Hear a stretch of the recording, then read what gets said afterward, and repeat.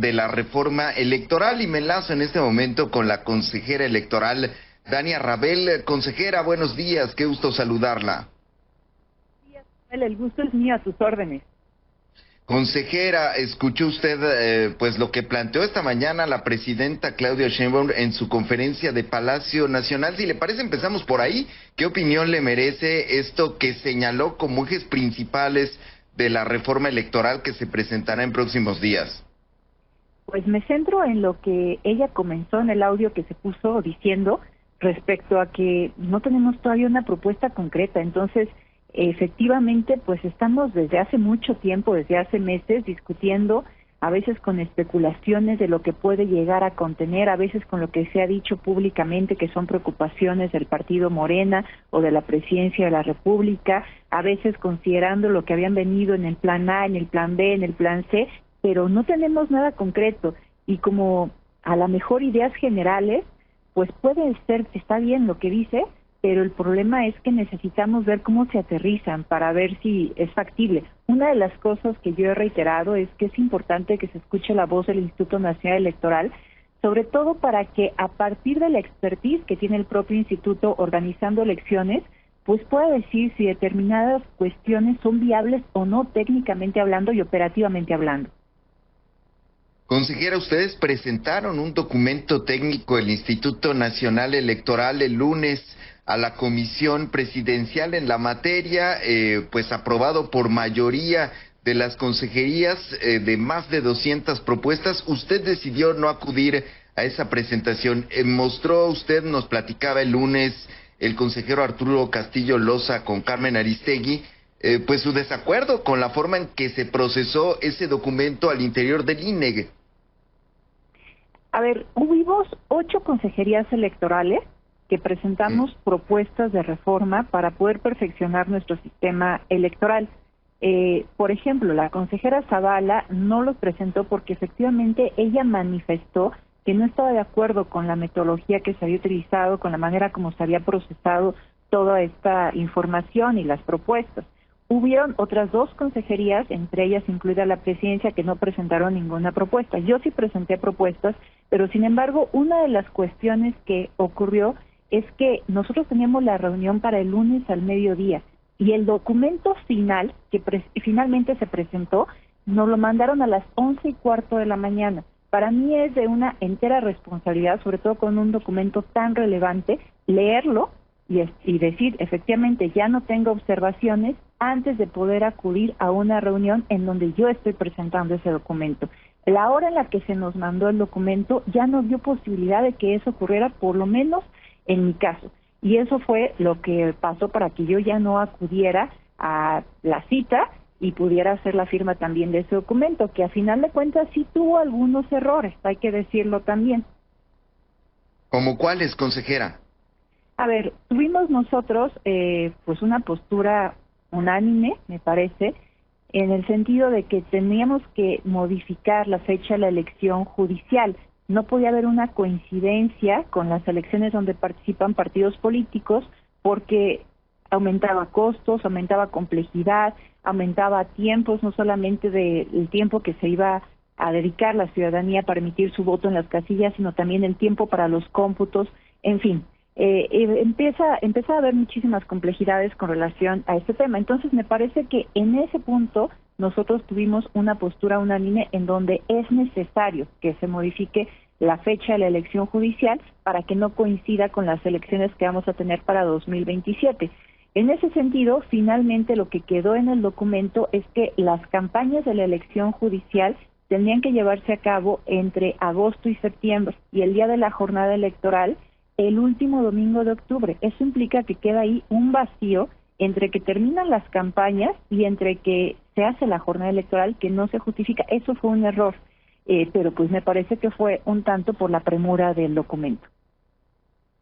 Por la premura del documento, además nos platicaba el consejero Castillo que usted hizo una propuesta en relación a sancionar la participación de los influencers en procesos electorales cuando se incumple la ley, que no se reflejó de la manera que usted quería o no se reflejó definitivamente. Es correcto, esa propuesta tenía unanimidad y me parece importante detenerme en ella porque es particularmente relevante. No estamos hablando de un tema de libertad de expresión, de un tema en donde a lo mejor se quiera sancionar a un ciudadano o ciudadana porque criticó a una persona candidata, porque criticó a un partido político. Estamos hablando de una concertación para hacer propaganda en periodo de veda electoral, como lo vimos en otras elecciones, pues muy destacadamente cuando se sancionó al Partido Verde Ecologista de México. De eso estamos hablando. Cuando nos percatemos que existe una concertación para hacer toda una estrategia y que se haga propaganda utilizando a personas influencers en periodo de veda electoral, es decir, en el periodo de reflexión, los 3 días previos al día de la jornada electoral, que eso se pudiera sancionar, pero además que se sancionara, digamos, de una manera que sí inhiba este tipo de conductas en el futuro. Por ejemplo, hablando con las plataformas para que se desmonetice el contenido, pues por alguna temporalidad, para sancionar ese tipo de conductas y que realmente se inhiba que vuelvan a ocurrir. Esa propuesta tenía pues una mayoría de consejerías apoyándola y sin embargo desapareció y ya no estuvo en el documento al final. O sea, esa propuesta ya no se incluyó pese a que tenía la mayoría. ¿A qué lo atribuye usted, consejera? Justamente este procesamiento tan apresurado, porque una de las cuestiones que habíamos dicho es, a ver, hay observaciones o hay propuestas que pueden ponerse en el documento siempre y cuando algunas consejerías ponían como condición se hicieran algunas adecuaciones. Esta propuesta en particular tenía una sugerencia de adecuación de una consejería. Sin embargo, para esta propuesta no le aplicaba esta regla porque ya tenía por sí sola una mayoría, es decir, no requería de una modificación para que se pudiera plasmar en el documento. Y sin embargo, pues sí, eliminaron toda esta parte que se sugería y pues así quedó en el documento finalmente. Ahora, en las coincidencias, esta propuesta pues habla de la fiscalización del tema del dinero en la política, las investigaciones pues basadas en pues todo lo que se ha ido denunciando a lo largo de estos últimos meses y años por parte del Instituto Nacional Electoral para acceder a información pues que está protegida por el secreto bancario, pero que tiene que ver con las labores de fiscalización técnica que hace la unidad en la materia. Sí, una de las cuestiones en donde más mandamos observaciones fue precisamente en el tema de fiscalización. 41 de las observaciones que se presentaron se vinculan con el tema de fiscalización. Y efectivamente lo que dices es muy relevante porque nos hemos topado en muchas ocasiones cuando hacemos este trabajo con que otras instancias del Estado mexicano no nos dan la información que requerimos o no nos la dan a tiempo, y los tiempos que tenemos para hacer la fiscalización son muy acotados, particularmente para revisar a las personas que resultan electas, de quienes tenemos que sacar los exámenes pues antes de que tomen posesión del cargo. En ese sentido, pues una de las propuestas que mandé y con la que coincidimos varias consejerías fue, por ejemplo, que no le sea oponible al INE el secreto ministerial. Nosotros ya tenemos establecido que no nos van a ser oponible el secreto fiduciario, bancario, pero sin embargo nos habían puesto como pretexto para no darnos esta información muchas veces el secreto ministerial con una peculiaridad. Primero, que la Sala Superior ya dijo a través de sentencias que no le es oponible tampoco este secreto al Instituto Nacional Electoral, pero segundo, que a veces nos oponían ese secreto ministerial para no darnos información, pero a veces no. Entonces eso se vuelve discrecional, porque resulta que a veces sí nos dan información de algunos actores políticos para que podamos hacer investigación, pero de otras no la niegan. Eso no puede seguir ocurriendo. Entonces, adicionalmente a que se propuso eso, pues también se menciona que se tienen que poner sanciones más severas y proporcionales a la gravedad de la conducta cuando nos nieguen esta información. También este documento hace énfasis en el tema de la sobrerepresentación que ha sido parte de los debates en los últimos meses, en las últimas elecciones. Una revisión proponen del límite constitucional para reducir justamente este margen que se permite y tener una correlación distinta entre los votos y los escaños. Es correcto, es un tema que ha preocupado al instituto ya desde hace varias elecciones y que de hecho, por ejemplo, por ese motivo se estableció desde otros procesos electorales el tema de la afiliación efectiva para que nosotros podamos corroborar que efectivamente las personas que se están postulando pertenecen a un partido político para hacer el reparto también de representación proporcional. Ahora, una de las cuestiones que estamos sugiriendo con relación a este tema es preservar y mejorar el modelo de elección de personas legisladoras por el principio de representación proporcional. Ahí estamos sugiriendo valorar una transición hacia un modelo de proporcionalidad pura, en el cual cada partido político reciba un porcentaje de escaños equivalente a su porcentaje de votos a partir de listas de candidaturas abiertas, bajo una premisa importante y que incluso es coincidente con algo que ha dicho la Presidenta de la República, que no es lo que le iba a decir, que los partidos políticos quienes decidan quienes llegan en estos lugares plurinominales, sino que sea la ciudadanía. Entonces, el partido integra la lista de candidaturas, pero la persona votante decide a quién le asigna su voto. Sí, la presidenta en este punto 3 de lo que dice, habla precisamente de que haya una elección distinta de la representación proporcional. No menciona las listas abiertas como tal, pero sí habla de que no sean las listas de las cúpulas de los partidos, que habría que aceitar el mecanismo. Coincide en ese sentido con la propuesta de ustedes de que tiene que definirse un nuevo mecanismo. ¿Se tendría que aterrizar a través de listas abiertas? ¿Cuál sería ese criterio de designación, consejera? Pues precisamente es justo lo que estamos nosotros recomendando. Creo que esa puede ser una solución para que realmente sea la ciudadanía quien tenga un mayor acercamiento y se sienta más representada por las personas que llegan por esta vía. Ahora, también otra de las propuestas importantes que hace la presidenta, déjeme volver a las propuestas de la presidenta y ahora retomamos las del INE, es la de una mayor participación de la ciudadanía en las decisiones del país, la democracia participativa.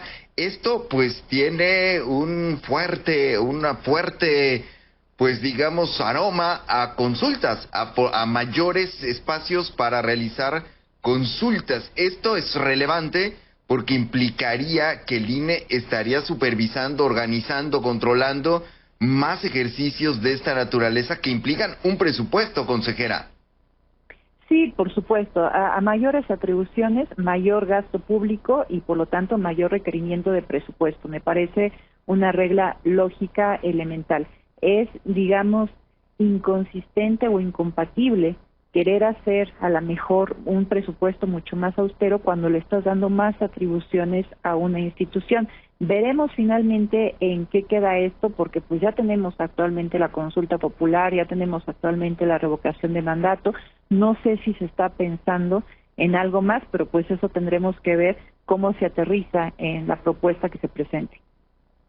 Otra coincidencia que veo entre la propuesta de la presidenta y la propuesta que presentó el INE el lunes es el de la participación de los mexicanos en el exterior, de poder buscar sistemas o fórmulas para garantizar su participación efectiva.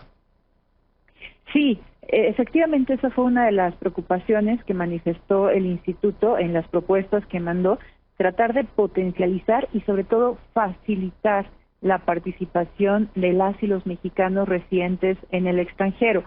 Algo que ha estado platicando, digamos, continuamente el instituto con los partidos políticos, pues es esta necesidad de que pues nosotros ya tengamos un número de personas que no tengamos que volver a hacer todo este trabajo de credencialización, de empadronamiento, de poner en las listas nominales a las personas proceso tras proceso, sino a lo mejor nada más una depuración y no tener que hacer una lista nueva, porque eso por supuesto que también implica pues mayor trabajo para la ciudadanía y menos posibilidades de participación.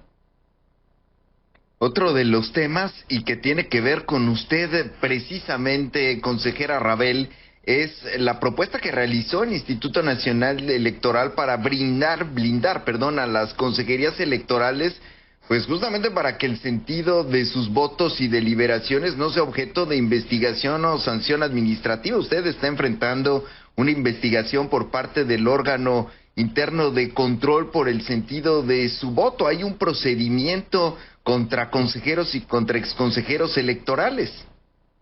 Efectivamente, este es un tema muy delicado y muy importante para preservar la autonomía y la independencia del Instituto Nacional Electoral.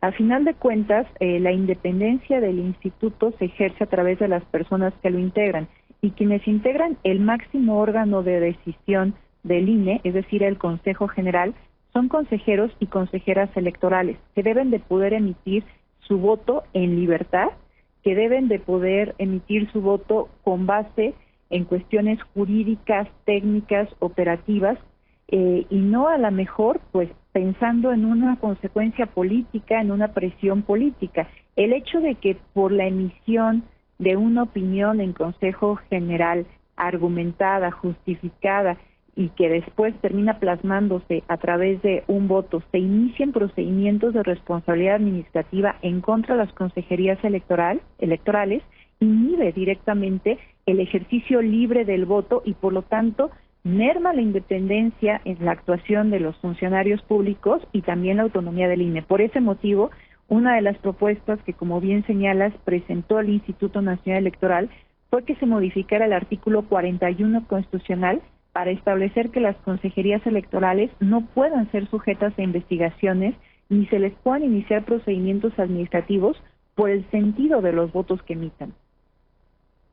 Pues sin duda alguna relevante después de lo que hemos visto con el procedimiento que el órgano interno de control ha iniciado contra consejeros y exconsejeros. Ayer la periodista Leticia Robles de la Rosa, muy informada en temas parlamentarios, con una gran experiencia, pues ya reportaba esto que también confirmó Ricardo Monreal y que esta mañana confirmó la presidenta de la República, Claudia Sheinbaum, en torno a la autonomía, que la autonomía quedará de la manera que actualmente, o se interpreta que se garantizará al menos la autonomía del Instituto Nacional Electoral. Pero otro de los puntos que mencionaba Leti Robles, y déjeme recuperarlo, es el hecho de que el acuerdo que se habría alcanzado ayer entre los legisladores y la presidenta Sheinbaum, así como en la comisión presidencial, es que las consejerías no serían sometidas a votación, sino que se mantendría el procedimiento de designación de los consejeros electorales. ¿Qué le parece este tema?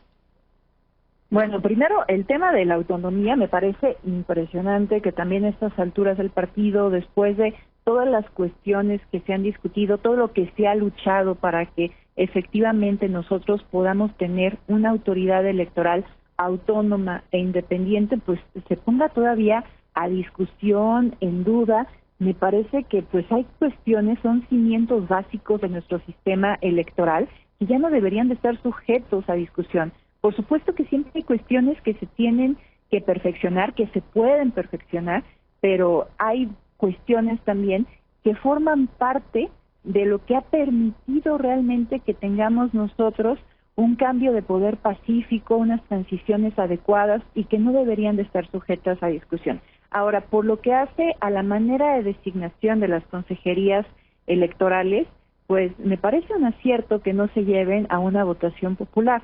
Honestamente, pues creo que ya tuvimos una experiencia justamente con las personas juzgadoras y muchas de las cosas que decían las personas juzgadoras, particularmente en el tema de la especialización y del conocimiento técnico que tienen que requerir estas personas, más allá de ser populares, de a lo mejor que le caiga bien a la gente para votar por ellas, es indispensable en el ejercicio de estos cargos especializados.